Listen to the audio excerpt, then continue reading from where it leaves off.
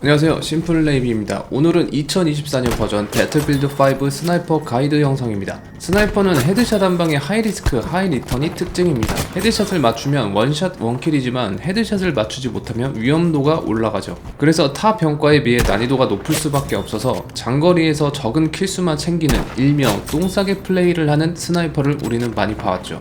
자, 그럼 배틀필드 5에서 스나이퍼를 잘하기 위한 팁을 드리도록 하겠습니다. 첫 번째로 색적을 잘해야 합니다. 배틀필드 5는 다른 배틀필드 시리즈와 달리 큐스팟이 없어서 색적이 좀 더 힘듭니다. 큐스팟이 없는 배틀필드 5에서 가장 좋은 방법은 총알의 궤적을 따라 시작 지점을 찾는 것입니다. 예강탄처럼 총알의 궤적이 잘 보이기 때문에 눈여겨보면 색적이 수월해집니다.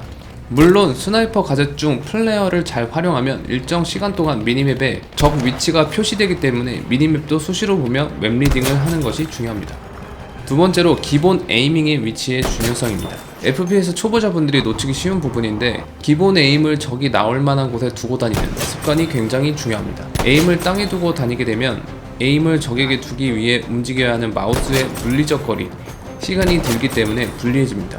적이 갑작스럽게 나타나도 빠른 반응을 하기 위해서 에임을 항상 적이 나올 만한 곳에 두고 다니는 것이 중요합니다.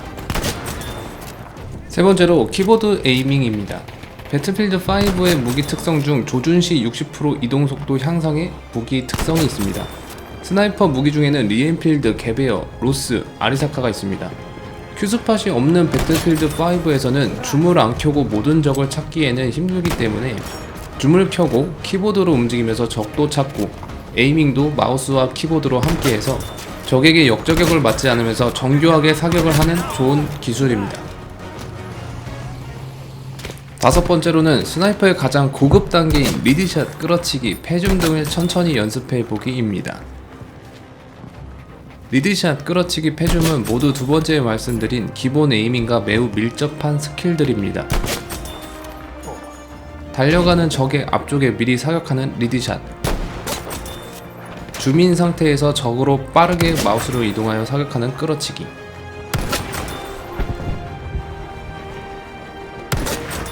줌과 거의 동시에 사격하는 패줌, 모두 기본 에이밍을 잘 지키고 있다면 게임을 하면 할수록 점점 더 수월해지는 느낌을 받을 수 있을 것입니다.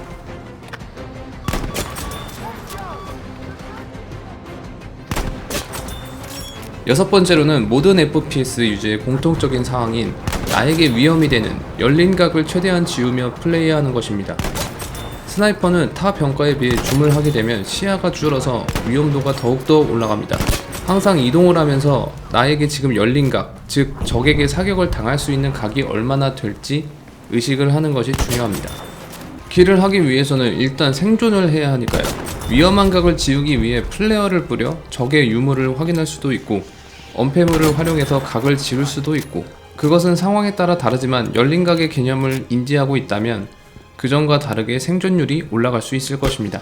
지금까지 6가지 배틀필드 5 스나이퍼 팁에 대해 알아봤습니다. 궁금하신 점이나 자신만의 팁이 있다면 댓글로 알려주세요. 좋아요도 눌러주시면 매우 큰 도움이 됩니다. 다음 영상에서 뵙겠습니다. 심플레이비였습니다. 감사합니다.